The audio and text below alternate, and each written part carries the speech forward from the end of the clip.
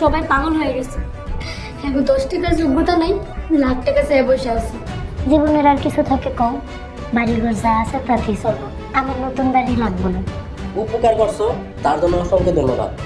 এইসব আবেগের কথা বলে লাভ নাই। রুটিবাজি কি দোষ? প্রতিবেশী যদি অভক্ত থাকে আল্লাহর কাছে জবাব দিতে হবে।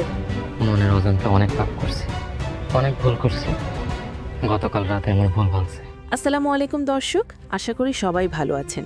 বন্ধুরা, বদসুরত নাটকের 25 নম্বর পর্বটা দেখার পর একটা জিনিস খুব ক্লিয়ার, গল্প এখন এমন জায়গায় পৌঁছে গেছে যেখান থেকে আর পিছনে ফেরার সুযোগ নেই। কারণ এতদিন যা লুকানো ছিল এখন সেগুলো একে একে সামনে চলে আসছে। সবচেয়ে শকিং মুহূর্তটা ছিল যখন রোমান নিজের ভাই জামালের গলায় ছুরি ধরে টাকা দাবি করে। এই একটা দৃশ্যই প্রমাণ করে দেয় এই পরিবারে এখন আর সম্পর্ক নেই, আছে শুধু স্বার্থ। ফুপু, রাজিয়া আর রোমান তারা এখন একসাথে হয়ে গেছে, আর তাদের লক্ষ্য একটাই, জামালকে চাবে ফেলা। তারা জানে জামাল যত দুর্বল হবে তত সহজে তারা সবকিছু দখল করতে পারবে। কিন্তু তারা একটা জিনিস বুঝতে পারেনি, এই চাপটাই জামালের চোখ খুলে দিচ্ছে।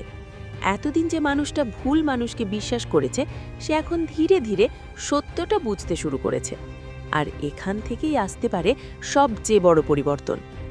আগামী পর্বে দেখতে পাবো জামাল আর চুপ করে থাকবে না, সে নিজের ভুল স্বীকার করতে পারে, আর সেই ভুলটা তাকে নিয়ে যেতে পারে মায়ার সামনে।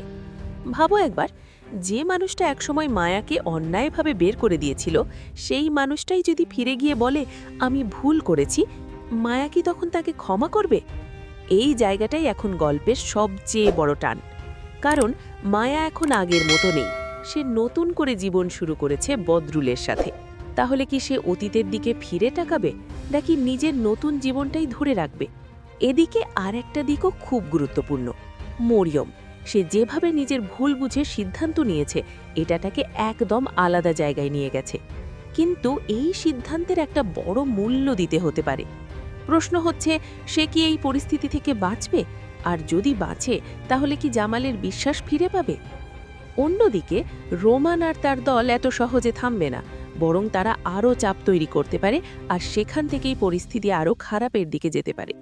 সব মিলিয়ে সামনে যা আসছে সেটা শুধু একটা পর্ব না, এটা পুরো গল্পের টার্নিং পয়েন্ট।